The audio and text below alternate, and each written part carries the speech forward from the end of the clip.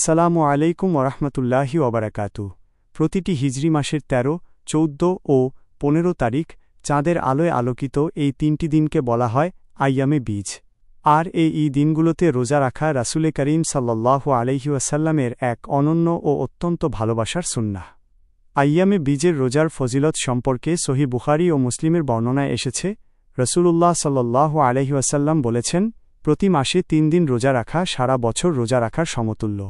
চিন্তা করে দেখুন, আল্লাহ তাআলার অসীম দয়ায় মাত্র ৩টি দিন রোজা রেখেই আমরা পুরো মাস বা সারা বছর রোজা রাখার সওয়াব লাভ করতে পারি।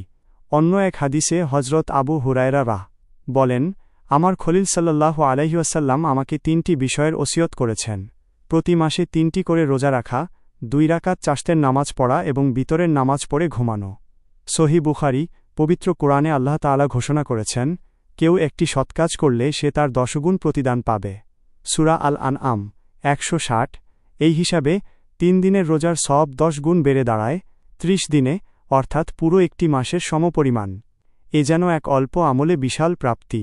আসন্ন রবিউল আউয়াল মাসের আইয়ামে বীজের রোজাগুলো অনুষ্ঠিত হতে যাচ্ছে ২৭, ২৮ ও ২৯ আগস্ট, যথাক্রমে বৃহস্পতিবার, শুক্রবার এবং শনিবার। বিশেষভাবে লক্ষণীয়, প্রথম রোজাটি পড়েছে বৃহস্পতিবার।